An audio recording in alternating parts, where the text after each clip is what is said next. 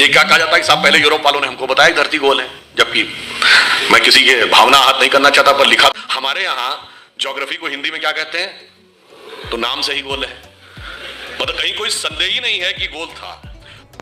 नमस्कार दोस्तों, हम सभी ने इस वीडियो को ज़रूर देखा होगा और हमें बहुत ही गर्व महसूस होता है कि जियोग्राफी को हिंदी में भूगोल बोलते हैं। अब भूगोल में ऑलरेडी गोल शब्द है, इसका मतलब हमारे पूर्वजों को पहले से पता था कि जो भू है वो गोल है। लेकिन यह बात पूरी तरह से सत्य नहीं है। हाँ, ये बात सत्य है कि आर्यभट्ट के समय से ही लोगों को पता था कि पृथ्वी गोल है और पृथ्वी एक धुरी पर घूर्णन करती है। लेकिन इसका मतलब यह नहीं है कि जो भूगोल का गोल है वो यह बताता है कि इस विषय की उत्पत्ति के समय से ही हमें पता था कि पृथ्वी गोल है।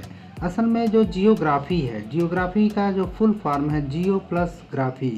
जियो का अर्थ भू है और ग्राफी का अर्थ विवरण, मतलब भूमि का, धरती का विवरण देना ही जियोग्राफी कहलाया। जब इस विषय को अंग्रेज़ों ने भारत में पढ़ाना शुरू किया तो इसका हिंदी अनुवाद कराया। जब हिंदी अनुवाद कराते समय जियोग्राफी को हिंदी में भूगोल शब्द दिया गया। अन्य भी शब्द हो सकते थे, भू विवरण, भूमंडल इत्यादि, क्योंकि हमारे धर्मशास्त्रों में कहीं भी भूगोल शब्द नहीं आता है। जब भी पृथ्वी के लिए अगर कोई शब्द आया है तो वो आया है भूलोक, भूमंडल इत्यादि। मंडल का अर्थ होता है रीजन और लोक का अर्थ होता है क्षेत्र। तो इस तरह से यह कहना कि हमारे धर्मशास्त्रों में पहले से ही लिखा था कि पृथ्वी गोल है, यह पूरी तरह से निराधार है।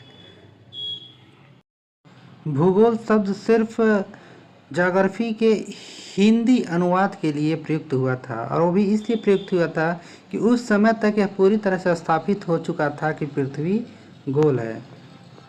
इसलिए उस समय के विद्वानों को भूगोल शब्द ज्योग्राफी के लिए ज़्यादा उपयुक्त लगा, इसीलिए भूगोल शब्द का यूज़ ज्योग्राफी के लिए किया गया।